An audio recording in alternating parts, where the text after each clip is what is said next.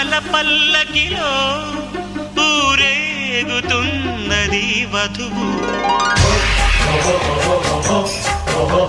చిరు చిరు పెదవులపై ఊరుతున్నది వధువు.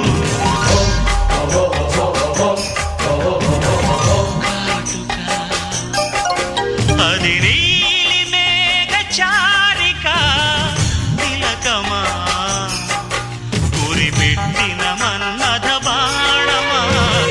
ఊహల పల్లకిలో ఊరేగుతున్నది వధువు. చిరు చిరు పెదవులపై ఊరుతున్నది మధువు.